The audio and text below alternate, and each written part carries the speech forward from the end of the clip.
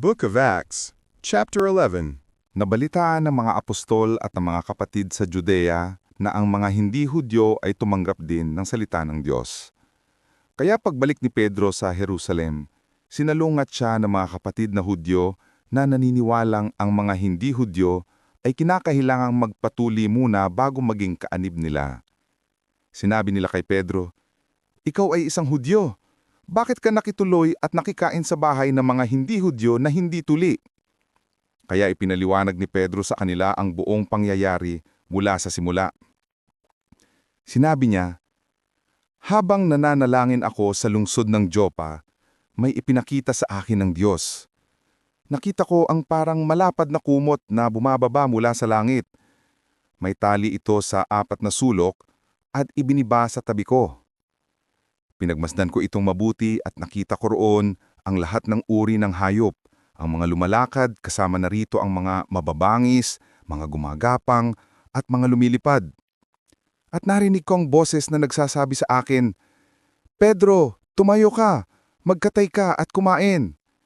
Pero sumagot ako, 'Panginoon, hindi ko magagawa iyan dahil hindi po talaga ako kumakain ng mga hayop na itinuturing na marumi at ipinagbabawal kainin.' Pagkatapos, muling nagsalita ang tinig mula sa langit, 'Huwag mong ituring na marumi ang kahit na anong bagay na nilinis na ng Diyos.' 3 beses na ulit ang pangyayaring ito at pagkatapos ay hinila na pataas ang kumot. Nang mga oras ding iyon, dumating sa bahay na tinutuluyan ko ang 3 lalaki na galing sa Cesarea. Inutusan sila na sunduin ako. Sinabi ng banal na espiritu sa akin na huwag akong mag-alinlangang sumama sa kanila, at nang umalis na kami papunta sa bahay ni Cornelius sa Cesarea, sumama sa akin itong 6 na kapatid natin na taga-Joppa. Pagpasok namin doon, ikinuwento ni Cornelius sa amin na may nakita siyang anghel sa loob ng kanyang bahay na nagsabi sa kanya, "Magsugo ka sa Joppa para sunduin si Simon na tinatawag na Pedro. Sasabihin niya sa iyo kung paano ka maliligtas at ang iyong buong pamilya." At nang magsalita na ako, napuspos sila ng banal na espiritu tulad din ng nangyari sa atin noon. At naalala ko ang sinabi ng Panginoong Hesus, "Nagbautismo si Juan sa tubig, ngunit babautismohan kayo sa banal na espiritu." Kaya ang nangyari sa kanila ay nagpapatunay na ang ibinigay ng Diyos sa ating mga Hudyo nang sumampalataya tayo sa Panginoong Hesukristo ay ibinigay din niya sa mga hindi Hudyo. At kung ganoon ang gusto ng Diyos, sino ba ako para hadlangan siya? Nang marinig ng mga kapatid na Hudyo, hindi na nila binatiko si Pedro. Sa halip ay nagpuri sila sa Diyos. Sinabi nila, kung ganoon, ibinigay din ng Diyos sa mga hindi Hudyo ang pagkakataon na magsisi para matanggap nila ang buhay na walang hanggan. Simula nang mamatay si Esteban, nangalat ang mga mananampalataya dahil sa pag-uusig sa kanila. Ang iba ay nakarating sa Phoenicia, Cyprus at Antioch. Ipinapahayag nila ang magandang balita kahit saan sila pumunta, pero sa mga Hudyo lamang. Pero ang ibang mananampalataya na taga-Cyprus at taga-Cyrene ay pumunta sa Antioch at nagpahayag ng magandang balita tungkol sa Panginoong Hesus maging sa mga hindi Hudyo. Ang kapangyarihan ng Panginoon ay nasa kanila at marami ang simampalataya at nagbalik loob sa Panginoon. Ang pangyayaring ito ay nabalitaan ng iglesia sa Jerusalem, kaya pinapunta nila si Bernabe sa Antioch. Pagdating niya roon, natuwa siya dahil nakita niya ang mga kabutihang ginawa ng Diyos sa mga tao roon. At pinayuhan niya sila na maging tapat at matatag sa kanilang pananampalataya sa Panginoon. Mabuting tao si Bernabe. Pinapatnubayan siya ng banal na espiritu at matibay ang kanyang pananampalataya sa Diyos. Kaya marami sa Antioch ang sumampalataya sa Panginoon. Pagkatapos, pumunta si Bernabe sa Tarsus para hanapin si Saulo. Nang makita niya si Saulo, isinama niya ito pabalik sa Antioch. At 1 taon silang nakasama ng iglesia roon at maraming tao ang kanilang tinuruan. Sa Antioch, unang tinawag ng mga Kristiyano ang mga tagasunod ni Jesus. Nang panahong iyon, may mga propeta sa Jerusalem na pumunta sa Antioch. Ang pangalan ng isa sa kanila ay si Agubus. Tumayo siya at nagpahayag sa pamamagitan ng banal na espiritu na may dadating na matinding taggutom sa buong mundo. Nangyari ito sa panahon ni Claudius na emperador ng Roma. Kaya nagpasya ang mga tagasunod ni Jesus sa Antioch na ang bawat isa sa kanila ay magpapadala ng tulong sa mga kapatid sa Judea ayon sa kanilang makakaya. Ipinadala nila ito sa pamamagitan ni Bernabe at Saulo para ibigay sa mga namumuno ng iglesia sa Jerusalem. Book of Acts, Chapter 12. Nang panahong iyon, nagsimula si Haring Herodes sa pag-uusig sa ilang miyembro ng iglesia. Ipinapatay niya si Santiago, na kapatid ni Juan sa pamamagitan ng espada. Nang makita niyang natuwa ang mga Hudyo dahil sa kanyang ginawa, ipinahuli rin niya si Pedro. Nangyari ito sa panahon ng pista ng tinapay na walang pampaalsa. Ipinabilanggo niya si Pedro at pinabantayan sa 4 na grupo ng mga sundalo na ang bawat grupo ay may 4 na sundalo. Ayon sa plano ni Herodes, ang paglilitis kay Pedro ay gagawin niya sa harap ng taong bayan pagkatapos ng pista ng paglampas ng anghel. Habang nasa bilangguan si Pedro, patuloy ang taimtim na pananalangin ng iglesia para sa kanya. Noong gabing bago iharap si Pedro sa paglilitis, natutulog siyang nakagapos ng 2 kadena sa pagitan ng 2 sundalo. Mayroon pang mga gwardyang nakabantay sa pintuan ng bilangguan. Walang ano-ano'y biglang nagliwanag sa loob ng bilangguan at nagpakita ang isang anghel ng Panginoon. Tinapik niya sa tagiliran si Pedro para magising at sinabing, "Dali, bumangon ka!" At natanggal ang mga kadena sa kanyang mga kamay. Sinabi ng anghel, "Magdamit ka at magsandalyas," at ginawa nga iyon ni Pedro. Sinabi pa ng anghel sa kanya, "Magbalabal ka at sumunod sa akin." At sumunod nga siya sa anghel palabas sa bilangguan. Hindi alam ni Pedro kung totoo ang nangyayari. Ang akala niya'y nananaginip lang siya. Dinaanan lang nila ang una at ang pangalawang grupo ng mga gwardya. Pagdating nila sa pintuang bakal na patungo sa loob ng lungsod, kusa itong bumukas at lumabas sila agad. Paglampas nila sa isang kalye, bigla na lang siyang iniwan ng anghel. Saka lang niya nalaman na hindi pala ito panaginip lang. Sinabi niya, totoo pala talaga na ipinadala ng Panginoon ang kanyang anghel at iniligtas niya ako sa kamay ni Herodes at sa lahat ng inaasahan ng mga Hudyo na mangyari sa akin. Nang maunawaan niya ang nangyari, pumunta siya sa bahay ni Maria, na ina ni Juan Marcos. Maraming tao ang nagkakatipon doon at nananalangin. Kumatok si Pedro sa pinto ng bakuran at lumapit ang utusang si Roda para alamin kung sinong kumakatok.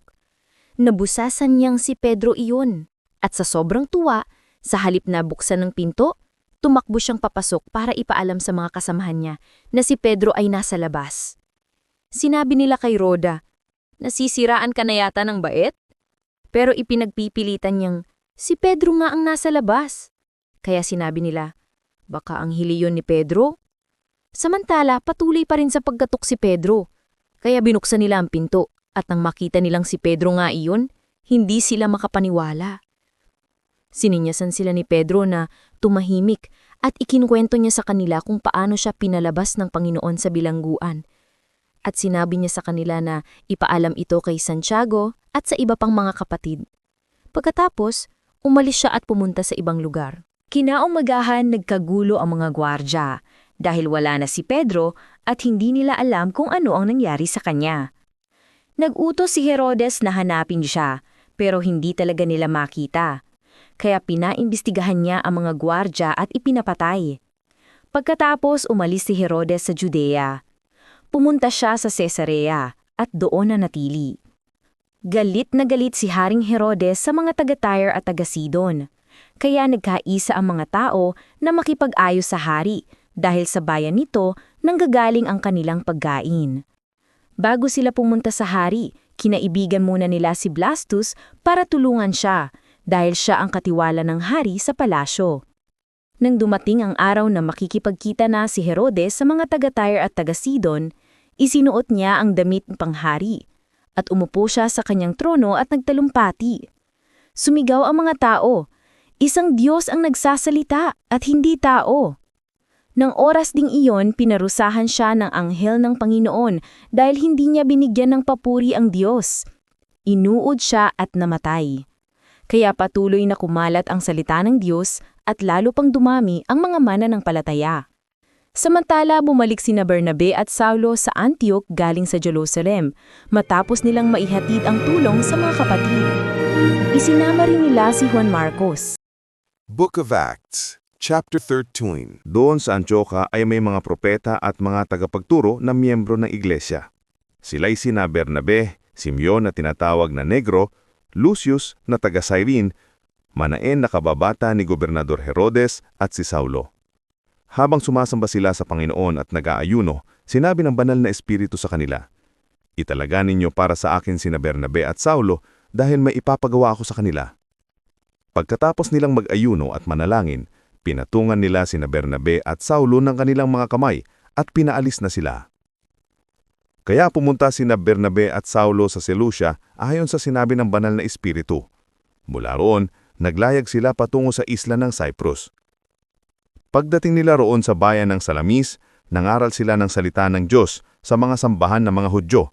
Kasama rin nila si Juan Marcos at tumutulong siya sa kanilang gawain. Inikot nila ang buong isla hanggang sa nakarating sila sa bayan ng Paphos. May nakita sila roon na isang Hudyong salamangkero na nagkukunwaring propeta ng Diyos. Ang pangalan niya ay Bar-Jesus. Kaibigan siya ni Sergius Paulus, ang matalinong gobernador ng islang iyon. Ipinatawag ng gobernador sina Bernabe at Saulo dahil gusto niyang makinig ng salita ng Diyos.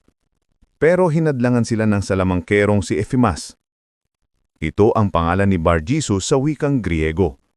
Ginawa niya ang lahat ng paraan para huwag sumampalataya ang gobernador kay Jesus. Pero si Saulo na tinatawag ding Pablo ay napuspos ng banal na espiritu at tinitigan niyang mabuti si Elimas at sinabi, "Anak ka ng dyablo, kalaban ka ng lahat ng mabuti. Panay pandaraya at panluloko ang ginagawa mo. Lagi mo nalang binabaliktad ang mga tamang pamamaraan ng Panginoon. Parurusaran ka ngayon ng Panginoon. Mabubulag ka at hindi makakakita sa loob ng ilang araw." Dumilim kaagad ang paningin ni Elimas at nabulag siya. Pakapakapa siyang nanghahagilap ng taong aakay sa kanya. Nang makita ng gobernador ang nangyari kay Elimas, sumampalataya siya at namangha sa mga katuruan tungkol sa Panginoon. Umalis sina Pablo sa Paphos at bumiyahe papuntang Perga na sakop ng Pampilya. Pagdating nila roon, iniwan sila ni Juan Marcos at bumalik siya sa Jerusalem. Sina Pablo ay tumuloy sa Antioca na sakop ng Pisidia. Pagdating ng araw ng pamamahinga, pumunta sila sa sambahan ng mga Hudyo at naupo roon. May nagbasa mula sa kautusan ni Moises at sa mga isinulat ng mga propeta. Pagkatapos, may nag-utos na namumuno sa sambahan na sabihin ito kina Pablo, "Mga kapatid, kung may sasabihin kayo na makapagpapalakas loob sa mga tao, sabihin ninyo." Kaya tumayo si Pablo at sininyasan niya ang mga tao na makinig sa kanya. Sinabi niya, "Mga kapakwa kong mga Israelita, at kayong mga hindi Israelita na sumasamba rin sa Diyos, makinig kayo sa akin. Ang Diyos na sinasamba nating mga Israelita ang siyang pumili sa ating mga ninuno. Pinadami niya sila noong nasa Ehipto pa sila nakatira, at sa pamamagitan ng kanyang kapangyarihan, tinulungan niya sila para makaalis sa Ehipto. Sa loob ng 40 taon, pinagtiyagaan niya sila roon sa disyerto. Pagkatapos, nilipol niya ang 7 bansa sa Kanaan at ibinigay niya ang mga lupain ng mga ito sa ating mga ninuno. Ang lahat ng ito ay ginawa ng Diyos sa loob ng 450 taon. Pagkatapos, binigyan niya sila ng mga taong namuno sa kanila hanggang sa panahon ni Propeta Samuel. Nang humingi sila ng hari, ibinigay sa kanila ng Diyos si Saul na anak ni Kis na mula sa lahi ni Benjamin. Naghari si Saul sa loob ng 40 taon. Nang alisin ng Diyos si Saul, ipinalit niya si David bilang hari. Ito ang sinabi ng Diyos, "Nagustuhan ko si David na anak ni Jesse. Susundin niya ang lahat ng iuutos ko sa kanya." Sinabi pa ni Pablo sa mga tao, "Sa angkan ni David nagmula si Jesus, ang tagapagligtas na ipinangako ng Diyos sa Israel." Bago pa magsimula si Jesus sa kanyang gawain, nangaral si Juan sa lahat ng Israelita na dapat nilang pagsisihan ang kanilang mga kasalanan at magpabautismo. At nang malapit nang matapos ni Juan ang kanyang gawain, sinabi niya sa mga tao, "Marahil iniisip ninyong ako na nga ang inyong hinihintay. Hindi ako iyon. Pinauna lang ako. Susunod siya sa akin at sa katunayan, hindi ako karapat-dapat man lang na maging alipin niya." Mga kapatid, na mula sa lahi ni Abraham at mga hindi Hudyo na sumasamba rin sa Diyos, tayo ang pinadalhan ng Diyos ng magandang balita tungkol sa kaligtasan. Pero ang mga Hudyong nakatira sa Jerusalem at ang kanilang mga pinuno ay hindi kumilala kay Jesus bilang tagapagligtas. Hindi rin nila nauunawaan ang sinasabi ng mga propeta na binabasa nila tuwing araw ng pamamahinga. Pero sila na rin ang tumupad sa mga ipinahayag ng mga propeta nang hatulan nila si Jesus ng kamatayan. Kahit wala silang matibay na ebidensya para patayin si Jesus, hiniling pa rin nila kay Pilato na ipapatay si Jesus. Nang magawa na nila ang lahat ng sinasabi ng kasulatan na mangyari kay Jesus, kinuha nila siya sa krus at inilibing. Pero muli siyang binuhay ng Diyos, at sa loob ng maraming araw, nagpakita siya sa mga taong sumanga sa kanya nang umalis siya sa Galilea papuntang Jerusalem. Ang mga taong iyon ang siya ring nangangaral ngayon sa mga Israelita tungkol kay Jesus. At narito kami ngayon upang ipahayag sa inyo ang magandang balita na ipinangako ng Diyos sa ating mga ninuno, na tinupad niya ngayon sa atin nang muli niyang buhayin si Jesus. Ito ang nasusulat sa 2 Salmo. "Ikaw ang aking anak, at ipapakita ko ngayon na ako ang iyong ama." Ipinangako na noon pa ng Diyos na bubuhayin niya si Jesus at ang kanyang katawan ay hindi mabubulok dahil sinabi niya, "Ang mga ipinangako ko kay David ay tutuparin ko sa iyo." At sinabi pa sa isa pang salmo, "Hindi ka papayag na mabulok ang katawan ng iyong tapat na lingkod." Hindi si David ang tinutukoy dito dahil nang matapos ni David ang ipinapagawa sa kanya ng Diyos na maglingkod sa kanyang henerasyon, namatay siya at inilibing sa tabi ng kanyang mga ninuno, at ang kanyang katawan ay nabulok. Ngunit si Jesus na muling binuhay ng Diyos ay hindi nabulok. Kaya nga mga kapatid, dapat ninyong malaman na sa pamamagitan ni Jesus ay ipinapahayag namin sa inyo ang balita na patatawarin tayo ng Diyos sa ating mga kasalanan. Ang sino mang sumasampalataya kay Jesus ay itinuturing ng Diyos na matuwid. Hindi ito magagawa sa pamamagitan ng pagsunod sa kautusan ni Moises. Kaya mag-ingat kayo para hindi mangyari sa inyo ang sinabi ng mga propeta. "Kayong mga nangungutya, mamamangha kayo sa aking gagawin. Mamamatay kayo dahil mayroon akong gagawin sa inyong kapanahunan na hindi ninyo paniniwalaan kahit na may magsabi pa sa inyo." Nang palabas na sina Pablo at Bernabe sa sambahan ng mga Hudyo, inimbitahan sila ng mga tao na muling magsalita tungkol sa mga bagay na ito sa susunod na araw ng pamamahinga. Pagkatapos ng pagtitipon, maraming Hudyo at mga taong lumipat sa relihiyon ng mga Hudyo ang sumunod kina Pablo at Bernabe. Pinapangaralan sila ni Pablo at Bernabe at pinayuhan na ipagpatuloy ang kanilang pagtitiwala sa biyaya ng Diyos. Nang sumunod na araw ng pamamahinga, halos lahat ng naninirahan sa Antioch ay nagtipon sa sambahan ng mga Hudyo para makinig sa salita ng Panginoon. Nang nakita ng mga pinuno ng mga Hudyo na maraming tao ang dumalo, nainggit sila. Sinalungat nila si Pablo at pinagsalitaan ng hindi maganda. Pero buong tapang silang sinagot ni Pablo at Bernabe, "Dapat sanay sa inyo munang mga Hudyo, ipangangaral ang salita ng Diyos. Ngunit dahil tinanggihan ninyo ito, Nanganuhulugan lang na hindi kayo karapat-dapat bigyan ng buhay na walang hanggan. Kaya mula ngayon, sa mga hindi Hudyo na kami mangangaral ng magandang balita, sapagkat ito ang utos ng Panginoon sa amin. Ginawa kitang ilaw sa mga hindi Hudyo, upang sa pamamagitan mo ang kaligtasan ay makarating sa buong mundo. Nang marinig ayon ng mga hindi Hudyo, natuwa sila, at kanilang sinabi, "Kahanga-hanga ang salita ng Panginoon." At ang lahat ng itinalaga para sa buhay na walang hanggan ay naging mananampalataya. Kaya kumalat ang salita ng Panginoon sa lugar na iyon.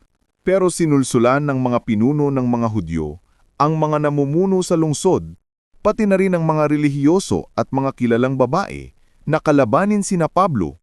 Kaya inusig nila sina Pablo at Bernabe at pinalaya sa lugar na iyon. Ipinagpag ni na Pablo at Bernabe ang alikabok sa kanilang mga paa bilang babala laban sa kanila, at tumuloy sila sa Iconio. Ang mga tagasunod ni Jesus doon sa Antioch ay puspos ng banal na espiritu at masayang-masaya. Book of Acts, Chapter 14. Ang nangyari sa Iconium ay katulad din ng nangyari sa Antioch. Pumunta sina Bernabe at Pablo sa sambahan ng mga Hudyo, at dahil sa kanilang pangangaral, maraming Hudyo at hindi Hudyo ang sumampalataya kay Jesus, pero mayroon din Hudyo na hindi sumampalataya. Siniraan nila ang mga mananampalataya sa mga hindi Hudyo, at sinulsulan pa nilang kalabanin sila. Nagtagal sina Pablo at Bernabe sa Iconium. Hindi sila natakot magsalita tungkol sa Panginoon. Ipinakita ng Panginoon na totoo ang kanilang itinuturo tungkol sa kanyang biyaya, dahil binigyan niya sila ng kapangyarihang gumawa ng mga himala at mga kamanghamanghang bagay. Kaya nahati ang mga tao sa lungsod na iyon, ang iba'y kumampi sa mga Hudyong hindi mananampalataya at ang iba namay sa mga apostol. Nagplano ang ilang mga Hudyo at mga hindi Hudyo, kasama ang kanilang mga pinuno, na saktan at batuhin ang mga apostol. Nang malaman ng mga apostol ang planong iyon, agad silang umalis papuntang Listra at Derbe, mga lungsod ng Lycaonia, at din sa mga lugar sa palibot nito. Ipinangaral nila roon ang magandang balita. May isang lalaki sa Listra na lumpo mula nang ipinanganak. Nakinig siya sa mga mensahe ni Pablo. Tinitigan ni Pablo ang lumpo at nakita niyang may pananampalataya ito na gagaling siya. Kaya malakas niyang sinabi, "Tumayo ka." Biglang tumayo ang lalaki at naglakad-lakad.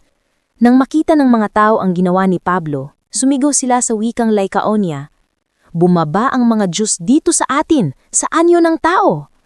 Tinawag nilang Zeus si Bernabe at Hermes naman si Pablo dahil siya ang mismong tagapagsalita. Ang templo ng kanilang Diyos na si Zeus ay malapit lang sa labas ng lungsod, kaya nagdala ang pari ni Zeus ng mga torong may kwentas na bulaklak doon sa pintuan ng lungsod. Gusto niya at ng mga tao na ihandog ito sa mga apostol. Nang malaman iyon ni Bernabe at Pablo, pinunit nila ang kanilang damit at tumakbo sila sa gitna ng mga tao at sumigaw, "Mga kaibigan, bakit maghahandog kayo sa amin? Kami ay mga tao lang na katulad ninyo. Ipinangangaral namin sa inyo ang magandang balita para talikuran na ninyo ang mga walang kwentang Diyos na yan at lumapit sa Diyos na buhay. Siya ang lumikha ng langit, ng lupa, ng dagat, at ng lahat ng bagay na narito. Noon, hinayaan na lang ng Diyos ang mga tao na sumunod sa gusto nila. Ngunit hindi nagkulang ang Diyos sa pagpapakilala ng kanyang sarili sa mga tao sa pamamagitan ng kanyang mabubuting gawa. Binibigyan niya kayo ng ulan at mga ani sa takdang panahon. Masaganang pagkain ang ibinibigay niya sa inyo para matuwa kayo." Pero kahit ganito ang sinasabi ng mga apostol, nahirapan pa rin silang pigilan ng mga tao na maghandog sa kanila. May mga Hudyong dumating mula sa Antioca na sakop ng Pisidia at sa Iconium. Kinumbinsi nila ang mga tao na kumampi sa kanila. Pagkatapos, pinagbabato nila si Pablo at kinaladkad palabas ng lungsod sa pag-aakalang siya'y patay na. Pero nang panigiran siya ng mga tagasunod ni Jesus, bumangon siya at bumalik sa lungsod. Kinabukasan, pumunta silang dalawa ni Bernabe sa Derbe. Ipinangaral ni Pablo at Bernabe ang magandang balita sa Derbe at marami silang nahikayat na sumunod kay Hesukristo. Pagkatapos, bumalik na naman sila sa Listra, Iconium, at sa Antioch na sakop ng Pisidia. Pinatatag nila ang mga tagasunod ni Jesus at pinayawang magpatuloy sa kanilang pananampalataya. Sinabi pa nila, "Maraming kahirapan ang dapat nating danasin para mapabilang sa paghahari ng Diyos." Pumili sina Pablo at Bernabe ng mga mamumuno sa bawat iglesia. Nag-ayuno sila at nananalangin para sa mga napili at ipinagkatiwala nila ang mga ito sa Panginoon na kanilang pinananaligan. Pagkatapos, dumaan sila sa Pisidia at dumating sa Pamphylia. Nangaral sila roon sa Perga at pagkatapos ay bumaba sila sa Atalia. Mula roon, bumiyahe sila pabalik sa Antioch na sakop ng Syria. Ito ang lugar na kanilang pinanggalingan at dito rin sila ipinanalangin ng mga mananampalataya na pagpalain ng Diyos ang kanilang gawain na ngayon ay natapos na nila. Nang dumating sina Pablo at Bernabe sa Antioch, tinipon nila ang mga mananampalataya at ikinuwento nila sa kanila ang lahat ng ginawa ng Diyos sa pamamagitan nila at kung paanong binigyan ng Diyos ang mga hindi Hudyo ng pagkakataong sumampalataya at nanatili silang matagal sa Antioch ang mga tagasunod ni Jesus doon. Book of Acts, Chapter 15. May dumating doon na ilang taong mula sa Judea at nagturo sa mga kapatid, kapag hindi kayo nagpatuli ayon sa kaugaliang itinuturo ni Moises, hindi kayo maliligtas. Mahigpit itong tinutulan ni na Pablo at Bernabe at naging mainitan ang kanilang pagtatalo.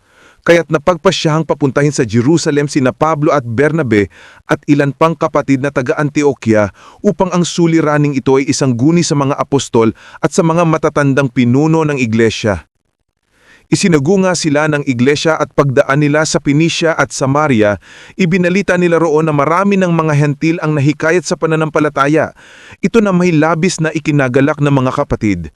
Pagdating nila sa Jerusalem, malugod silang tinanggap ng mga apostol, ng mga matatandang pinuno at ng buong iglesia.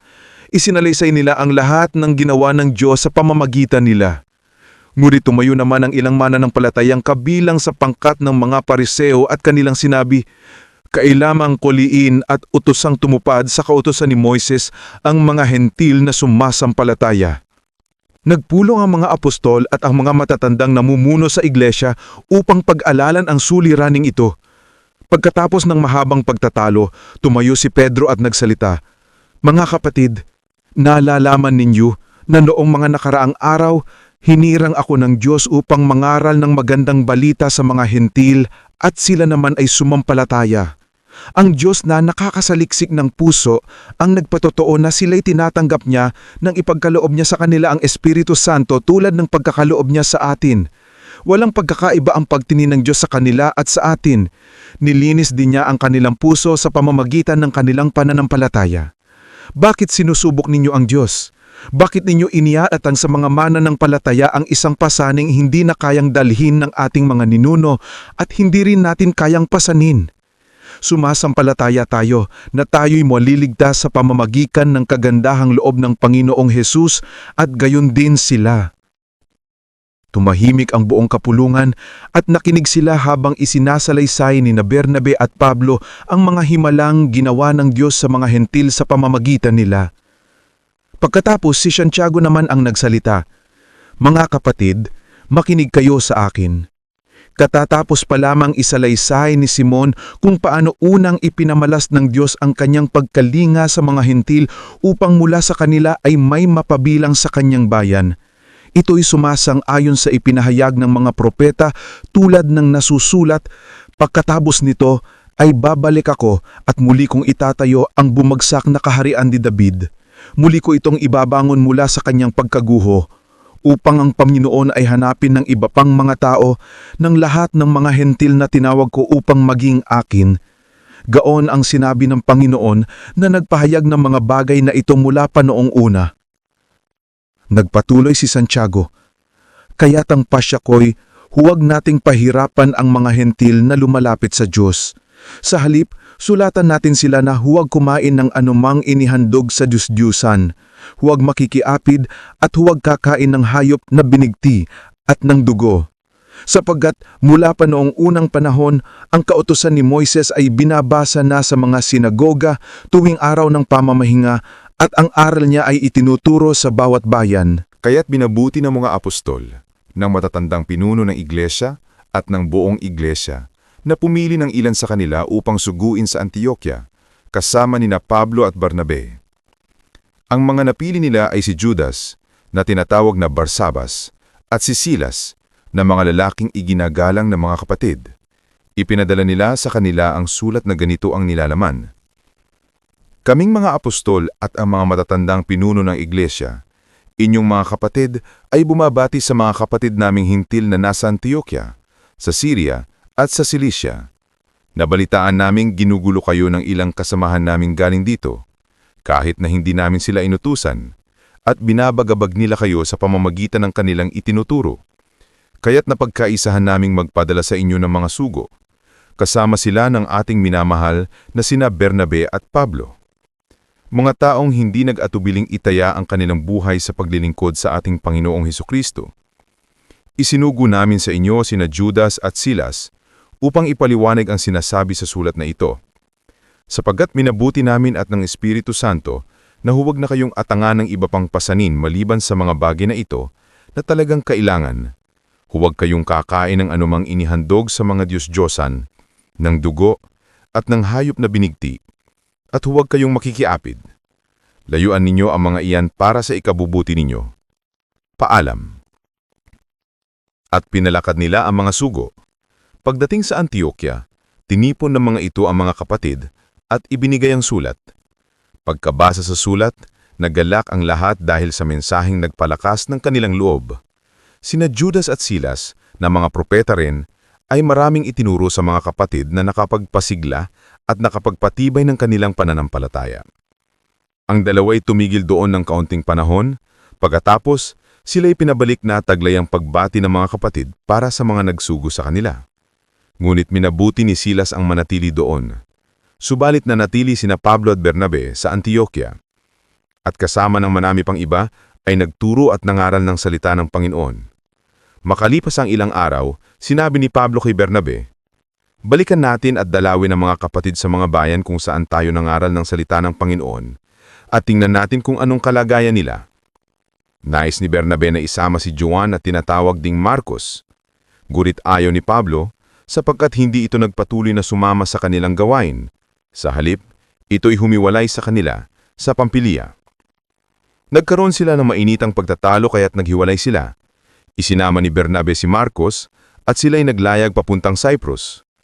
Isinama naman ni Pablo si Silas at sila'y umalis matapos silang ipagkatiwala ng mga kapatid sa pag-iingat ng Panginoon. Naglakbay sila sa Syria at Cilicia at pinatatag ang mga iglesia roon.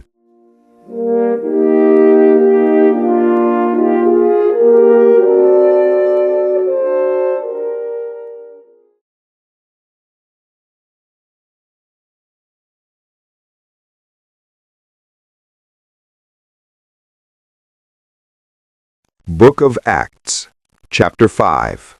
Subalit mayroon mag-asawa na nagbenta ng kanilang ari-arian. Ananias ang pangalan ng lalaki at Sapira naman ang babae. Hindi ibinigay ni Ananias sa mga apostol ang buong pinagbilhan na sinang-ayunan naman ng kanyang asawa. Isang bahagi lamang ang kanyang ipinagkatiwala sa mga apostol. Kaya't sinabi ni Pedro, "Ananias, bakit ka nagpadala kay Satanas at nagsinungaling ka sa Espiritu Santo? Bakit mo binawasang ang pinagbilhan mo ng lupa? Bago mo ipinagbili ang lupa, hindi ba iyo iyon? At nang maipagbili na, hindi ba iyo rin ang pinagbilhan? Bakit mo naisipang gawin iyon? Hindi ka sa tao nagsinungaling kundi sa Diyos." Nang marinig ito ni Ananias, siya'y nalagutan ng hininga at bumagsak, at lahat ng nakapagbalita sa pangyayaring iyon ay pinagharian ng matinding takot. Lumapit ang ilang binata, binalot ang bangkay at siya'y inilibing. Pagkaraan ng may 3 oras, dumating naman ang kanyang asawa na walang kamalay-malay sa nangyari.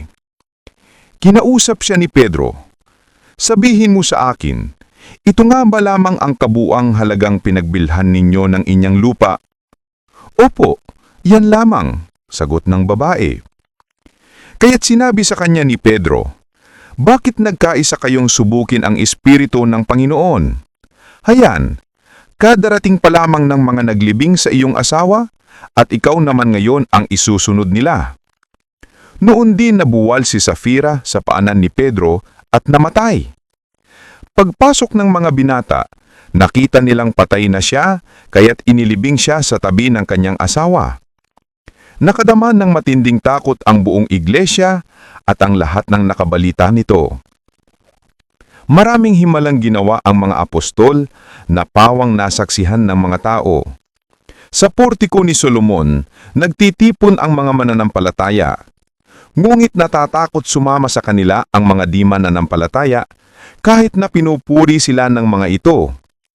Samantala, parami ng parami ang mga lalaki at babaeng sumasampalataya sa Panginoon. Dinadala sa mga lansangan ang mga may sakit at inilalagay sa mga papag at banig upang pagdaan ni Pedro ay matamaan man lamang ng kanyang anino ang ilan sa kanila. Dumating din ang maraming tao mula sa mga karatig bayan ng Jerusalem, dala ang kanilang mga may sakit at mga pinaghihirapan ng masasamang espiritu, at gumaling silang lahat. Labis na nainggit sa mga apostol ang pinakapunong pari at ang mga kasama niyang Saduseyo, kaya't kumilo sila. Dinakip nila ang mga apostol at ibinalunggo. Ngulit kinagabihay, binuksan ng isang anghel ng Panginoon ang bilangguan at inilabas ang mga apostol. Sinabi nito sa kanila, "Pumunta kayo sa templo at ipahayag sa mga tao ang lahat ng bagay tungkol sa bagong pamumuhay na ito." Kaya nang mag-umaga na, pumasok sa templo ang mga apostol at nagturo sa mga tao. Nagtipon naman ang pinakapunong pari at ang kanyang mga kasamahan at tumawag ng pangkalahatang pulong ng kataas-taasang kapulungan ng mga Hudyo at ng pamunuan ng Israel. Ipinakuha nila sa bilangguan ng mga apostol, ngunit ang mga ito ay wala nang dumating doon ng mga kawal, kaya't nagbalik sila sa kapulungan at nagulat. "Nakita po namin na nakasusing mabuti ang pintuan ng bilangguan at nakatayo roon ng mga bantay, ngunit nang buksan namin, wala kaming nakitang tao sa loob." Nang marinig ito, nabahala ang mga punumpari at ang kapitan ng mga bantay sa templo. Hindi nila maubos maisip kung ano ang nangyari sa mga apostol. Siya namang pagdating ng isang taong ganito ang sabi, "Tingnan po ninyo, ang mga lalaking ipinakulong ninyo ay naroon sa templo at nagtuturo sa mga tao." Kaya't pumunta sa templo ang kapitan, kasama ang kanyang mga tauhan. Kinuha nila ang mga apostol, ngulit hindi sila gumamit ng daha sa pangambang baka pagbabatuhin sila ng mga tao. Iniharap nila sa kapulungan ng mga apostol at ang mga ito'y tinanong ng pinakapunong pari, "Hindi ba't mahigpit namin kayong pinagbawalang mangaral sa pangalan ng taong iyan?" Sinabi niya, "Ngunit tingnan ninyo ang inyong ginawa. Laganap na sa Jerusalem ang inyong itinuturo at nais pa ninyo kaming papanagutin sa pagkamatay ng taong iyan." Sumugot si Pedro at ang ibang mga apostol, "Sa Diyos kami dapat sumunod at hindi sa tao. Ang Diyos ng ating mga ninuno ang muling bumuhay kay Jesus na pinatay ninyo nang siya'y inyong ipinaku sa krus. Iniyak-yak siya ng Diyos sa kanyang kanan bilang tagapanguna at tagapagligtas upang bigyan ng mga Israelita ng pagkakataong magsisi at tumalikod sa kasalanan at nang sa gayon ay magkamit sila ng kapatawaran. Saksi kami sa mga bagay na ito, kami at ang Espiritu Santo na ipinagkaloob ng Diyos sa mga sumusunod sa Kanya." Nagngit-ngit sa galit ang mga bumubuo ng kapulungan ng marinig ito at nais nilang ipapatay ang mga apostol. Ngunit tumayo ang isa sa kanila na ang pangalan ay Gamaliel, isang pariseyong guro ng kautusan at iginagalang ng buong bayan. Iniutos niyang ilabas muna ang mga apostol at pagkatapos ay nagsalita, "Mga kababayan, isipin ninyong mabuti ang gagawin ninyo sa mga taong ito. Hindi pa nagtatagal mula nang lumitaw si Teodas na nagpanggap na isang dakilang pinuno at nakaakit ng may 400 tagasunod. Ngunit nang mapatay siya, nagkahiwa-hiwalay ang kanyang mga tauhan at nauwi sa wala ang kanilang kilusan. Pagkatapos, lumitaw naman si Judas na taga Galilea noong panahon ng pagpapatala ng mga mamamayan at nakaakit din ito ng maraming tauhan. Nang mapatay siya, nagkawatak-watak din ang kanyang mga tagasunod. Kaya't ganito ang payo ko, huwag ninyong pakialaman ng mga taong ito, hayaan ninyo sila. Kung ang kanilang plano o kilusan ay mula sa tao, ito ay kusang maglalaho. Ngunit kung ito ay mula sa Diyos, hindi ninyo ito mahahadlangan at lilitaw pang kayo'y lumalaban sa Diyos. Sinunod nga nila ang payo ni Gamaliel. Pinapasok nilang muli ang mga apostol at matapos ipahagupit at pagbawalang mangaral sa pangalan ni Jesus, ang mga ito'y pinalaya. Linisan ng mga apostol ang kapulungan at sila'y galak na galak sapagkat minarapat ng Diyos na sila'y magdanas ng kahihiyan alang-alang sa pangalan ni Jesus.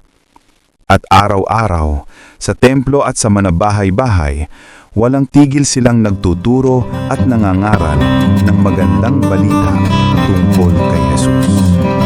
Ang Kristo